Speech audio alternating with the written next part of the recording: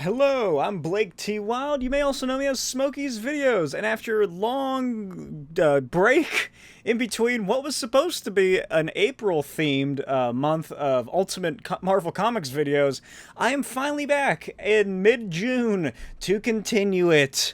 So here we are, and this is a monumental episode because, one, it was going to be the penultimate episode of the Ultimate April series, and two, it is the first Ultimate Marvel comic I am covering that was released after the infamous Ultimatum event. And if you were wondering what I was doing or why I didn't upload a video for a whole month, it's because I was coloring this. Now, this is an oversized mock-up I created of my comic, The Custodians Agents of Cross. This is issue number 1. But I spent the last month, every day, every waking moment I could possibly do, coloring all 60 pages of this book. And it is a lot. It is not a simple coloring job to make it look like it's a book from the 60s, to give it that sort of retro flair to it. You can check out the little short video I uploaded on this a couple weeks ago on my YouTube channel, where I just sort of go over it. You can check it out on Instagram. I've been uploading panels and pages from it. At Not Blake Wild. But this is the completed first issue of 6 of The Custodians Agents of Cross. And it does come with its own, I don't know how well you're going to be able to read it, its own soundtrack to listen to while you're reading the comic. And here is, of course, you can't have a comic look like it's from the 60s if it doesn't have a fitness bodybuilder advertisement. So that is where I was. That's what I was doing. I just needed to get this done, and now that I have it done, I'll be refining it a little more and then progressing from there. But if you want to support my comic book journey, then check out blaketwild.etsy.com for my currently released comic, Destructo Boy. You'll notice that the art styles are drastically different, but the stories are fun nonetheless. So check out blaketwild.etsy.com is the quicker link to get there. Issues 1 through 3 of Destructo Boy are on sale now, and every purchase comes with a free head sketch of any character of your choosing. I'll draw Uatu the Watcher. I'll draw Big Barda. I will draw Spider-Gwen or regular Gwen Stacy if you want. Let me know if you want her neck to be snapped or not. Released in 2011, written by Mark Miller with art by the incredible Steve Dillon, this is Ultimate Avengers 3, Blade vs. the Avengers. And if you recall, the Ultimate Avengers are called the Ultimates. So what are the Ultimate Avengers? The Ultimate Avengers were formed because Captain America went rogue when he discovered that his illegitimate son had become the Red Skull. It's this whole thing where Steve and his old girlfriend had sex, and then she got pregnant and he got frozen. So they took the son, and the U.S. government took him as their property, trained him to be a super soldier, and then he went psycho and became a sociopath and fucking carved his face off. And because Steve had the super soldier serum in him, the son also got that genetically sent into him. So he's really old as well, and he's a maniac. Anyway, this is the current roster of the Avengers. It's made up of Hawkeye, the second Black Widow, Monica Chang, Red Wasp, who was formerly a member of the villainous group called the Liberators. The Liberators were evil Avengers. They were created because in that universe, America was really the only country that has a team of superpowered individuals. So the strangest assortment of countries came together to create the Liberators. China, Iran, North Korea, Russia, Syria, and France. What the fuck is going on with France in the Ultimate Universe? Maybe Captain America was right. And the last two members are War Machine and Nerd Hulk, a clone of Bruce Banner who's pretty much just Smart Hulk from the main universe. They wanted to do Smart Hulk. Regular Hulk's a fucking cannibalistic rapist or whatever, so just clone him and we'll use that. The book begins in NYC as Blade is hanging out with 3 escorts recounting his vampire hunting exploits. Then a knock comes from the hotel room door, and a gang of vampires are invited in by one of the women, and they make their way inside and tell Blade all about how they've come to create a truce, instead of Blade, trying to hunt down their clan's new boss. Then Blade blasts the ringleader and just starts murdering vampires. The escorts reveal themselves as vampires as well, and Blade kills them too. The final vampire jumps out of a window and runs away as Blade gives chase, and he slams the vampire through a wall and into a clothing store, brings out a cross, not just any cross, a stake cross, and slams it into the vampire's heart. Blade then calls the vampire a bitch and leaves, unaware of the figure watching him from across the street. A figure that is wearing an Iron Man armor. Cut to St. Mary's Hospital. A young redheaded boy who was blinded lies in bed listening to an old man who looks like Frank Miller cosplaying as Steve Jobs. No, this is not Matt Murdock and Stick. Well, it is Stick, but it's not Matt Murdock. Matt Murdock, of course, died unceremoniously off-screen in Ultimatum. This kid's name is Ray Connor. Then we get a montage of Stick training the boy to fulfill Matt Murdock's destiny. To kill the king of the vampires, Anthony. That's right, the Ultimate Universe, Stick is not just like a regular ninja or whatever he does in the normal universe. In this one, he is part of some vast vampire/monster hunting society. Through Ray's monologue, from what he learned by Stick, we learn that Anthony's plan has evolved into infiltrating the superhero community, like some sort of secret invasion of vampires. Eventually, Ray becomes Daredevil and takes the billy clubs and yellow and red suit and swings throughout the city. I don't think he really does much superhero work. I think he's mostly just like a vampire hunter as a teenager. I asked Stick why he's so sure I'm the one he's looking for. He just throws me that creepy laugh of his and says, I saw it in a dream. And the costume's just for fun, my idea to honor Matt Murdock. And well, be a bit like Spider-Man, who I think is awesome. And the newspapers are calling me the brand new Daredevil. Stick? Oh my god! Stick! Cut to a secret SHIELD base. Nick Fury gets word that the Hulk is missing, and worries it has something to do with the rumors that someone has been trying to take down superheroes. Black Widow suggests they call the regular Ultimates, but Fury says they're busy at a G20 summit. Hawkeye then asks what they do, and then a voice comes from the hall. What General Fury always does, Hawkeye. Put a team of badasses together. Come on. Flashback time. 24 hours earlier, the Hulk walks in on Steve Rogers working out and watching some old movies. Hulk asks if he can speak to Colonel Danvers about him being transferred to the Ultimates assignments, specifically the public team, because he wants a life outside of the Triskelion. Steve says that with Hulk being an illegal clone, that would not be the best idea. And then Steve sternly tells him, look, I'm gonna have to be a little more blunt. You fight like a scientist. A lady scientist. And the Ultimates are an elite military task force.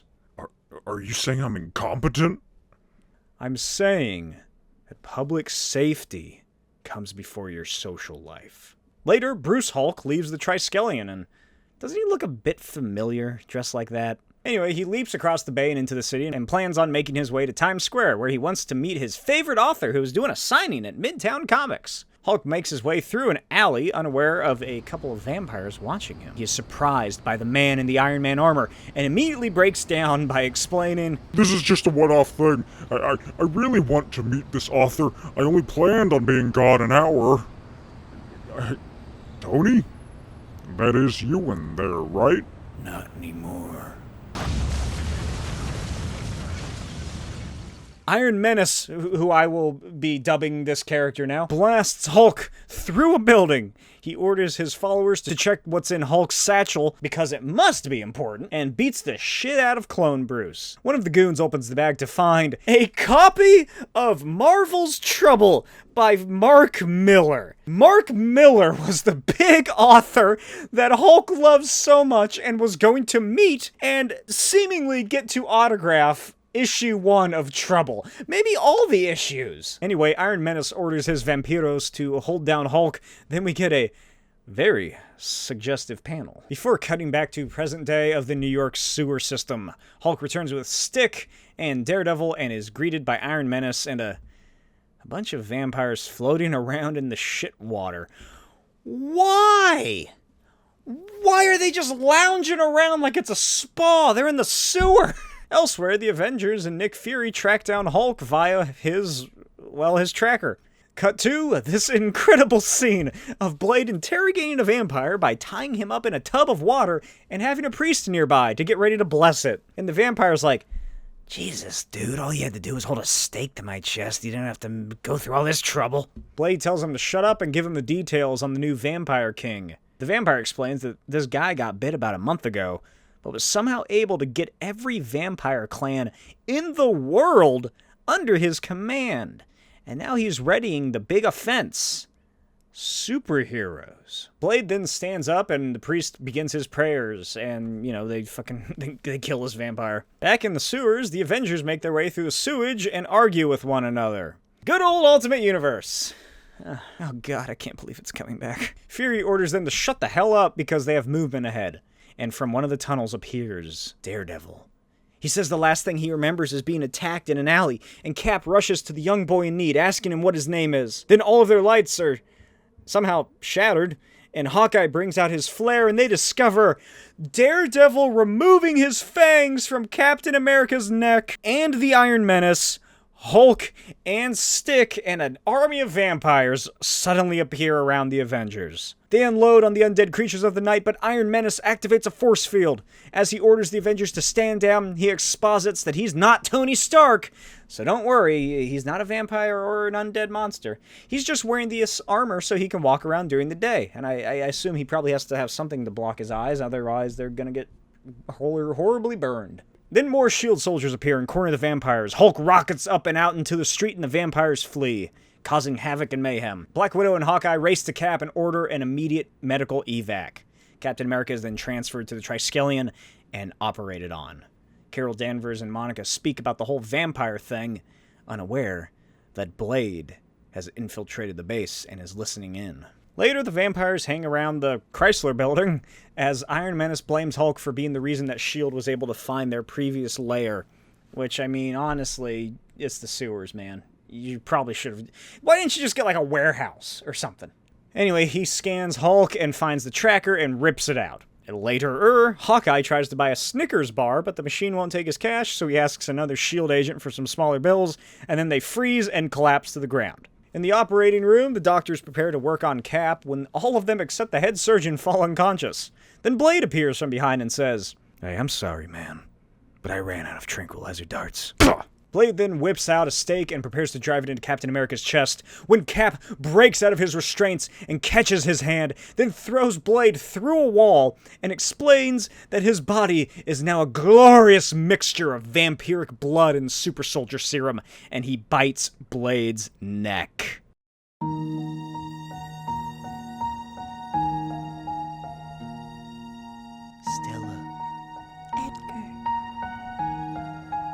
Some people might think it's odd that a 100-year-old vampire could fall in love with a 16-year-old girl, that I'd have a century of art and literature and life experience to discuss. But I love hearing how unfair your dad is, how nobody understands you, and how all those bitches at lunch totally gave you the death stare yesterday. I know we must never make love, but... God, I hate you people. It's always the same dream. I chase this pasty little pretty boy, and right as I'm about to nail him, I wake up. Obviously, pretty much all of the, social, pop cultural references that occur in the Ultimate Universe, this one's very outdated by now. But I just love this. I love that Blade, somebody who has to deal with real vampires on a regular basis, exists in a world where the Twilight films exist, and the public at large loves them. Anyway, Blade wakes up to Cap macking on his neck and some agents watching on, wondering what the fuck they're supposed to do. Blade then fires his gun into Cap's chest a few times and sends him reeling back into the operating room. Then Monica shoots Blade, because she thinks he just killed Captain America, even though she saw the fucking vampires bite him and him be bitten. She saw the holes in his neck. But for some reason, she's pulling a Scully and doesn't believe in vampires or something. Oh, they're not vampires. It must be a reasonable explanation. And Blade's like, you just saw vampires and saw Cap get bitten. Oh, but now you pull a Scully and don't believe this is real. It's because I'm black, isn't it? Then Black Widow looks into the room and discovers, oh, gee whiz, Cap is missing. He jumped out of the fucking window because he's a vampire. And Monica shoots Blade in the head because he made her feel dumb. God, I hate these people so much. Later, Anthony and his older brother, Gregory Stark, are brought in to advise S.H.I.E.L.D. The brothers Stark are brought into an interrogation room where Fury explains the virus, and Blade is strapped to a big chair. Blade says that if the word vampire is good enough for the little purple guy on Sesame Street, then it's good enough for them to say too. Fury tells him to shut the fuck up and says that it's most likely a man-made compound by an enemy state.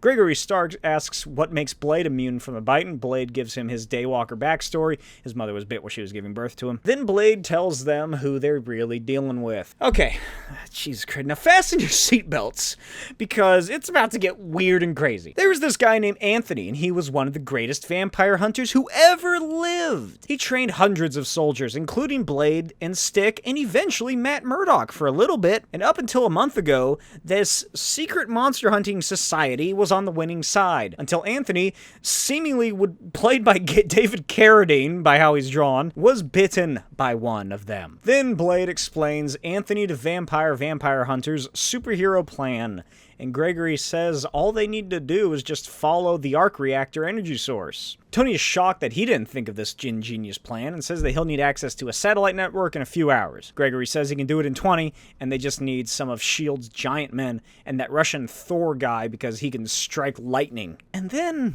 one of the weirdest sections of this book is that Monica walks over to Stark and massages his shoulders and says how brilliant, attractive, and charismatic Gregory is. What the fuck is this? Cut to some restaurant in Soho. The vampires feast as Anthony speaks with Hulk. Hulk asks if it's weird to kill all these people he was once protecting, and Anthony says it's pretty liberating because he now realizes that vampires are just a species with a much more honest approach to nature and existence. We don't bow to any made-up god, defer to any man-made law. We just submit to our most basic selves and follow even our darkest desires. Like a Hulk. You want to be leader, don't you? Challenging my position is hardly unexpected. Every general must assert some authority on his soldiers. Let this be a lesson to every other would-be plotter who would seek to unseat me. I can be challenged whenever you dare. But always remember what happened to the most strongest among you on this magnificent eve.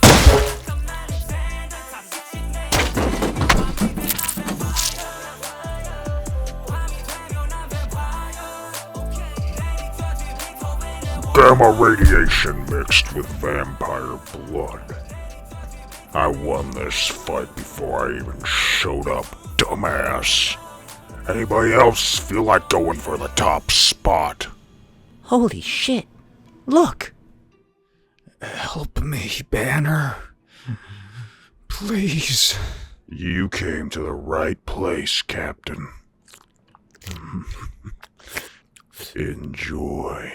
It is just not a good vampire story if you don't have some sort of sensual or homoerotic scenes between the vampires. Vampires are pretty much, in literature, an inherently sexual beings and creatures. Unless you're reading, like, the Book of Vampires or something, which goes over vampire folklore and mythology. Usually those ones aren't too sexy. But ever since Dracula, if you aren't having some sort of sexual innuendo with your vampires, then it doesn't work, baby.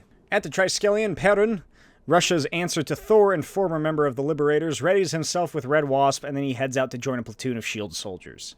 Outside, thousands of S.H.I.E.L.D. soldiers stand guard, along with 3 giant men. What the fuck are the giant men going to do against vampires exactly? All a vampire has to do is bite human flesh, and now you got a fucking 12-story tall vampire.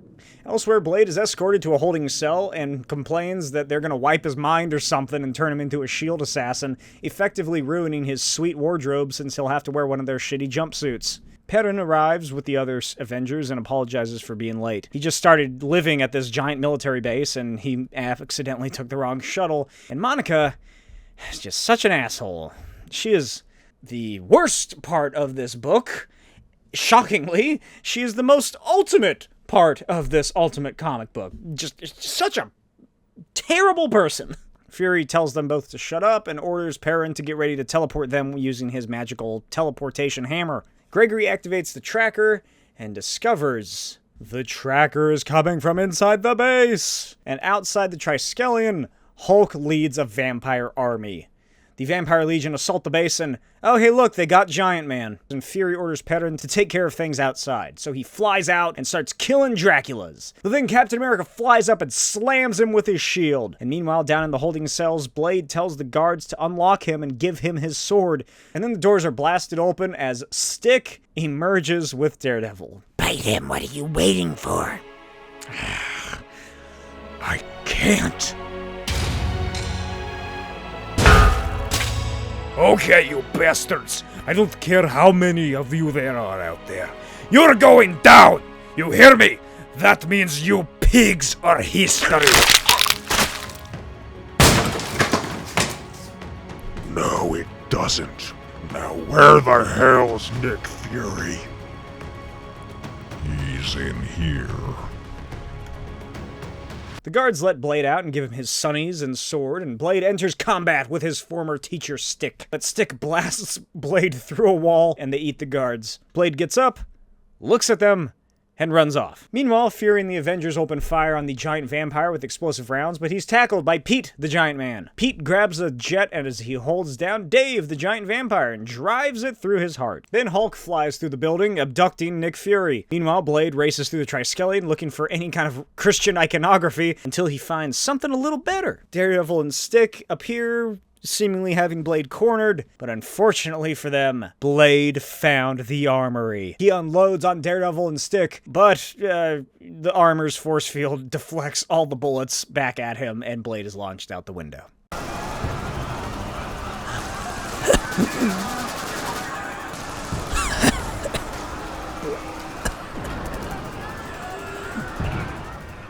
Look around, General. Evolution happens before your eyes. The dawn of the super vampire. Who the hell is gonna stop this? I wish you had a place in the new world, Blade. You were always so damn stubborn. You should have seen me off there, Vampire King Nick.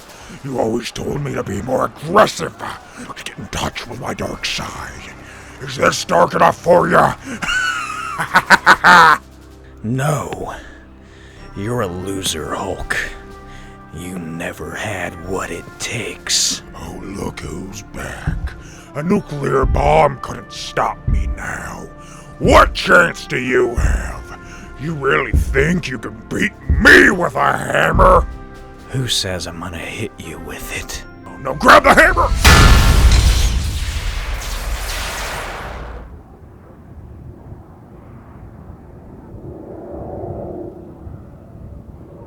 Captain America then uses Perrin's hammer to teleport the entire Triskelion straight into the Iraqi desert. Hulk's vampires start freaking out, and Stick tries to get Daredevil out of the light when he's stabbed through the chest by Blade. Banner solemnly falls to his knees, calls Cap a bitch, and says that Captain America cheated. Cap says it was just tactics, and beheads the immolated Hulk. Cap joins the Avengers as everyone gathers their bearings when Gregory comes over their comms. They found Tony Stark's dead body.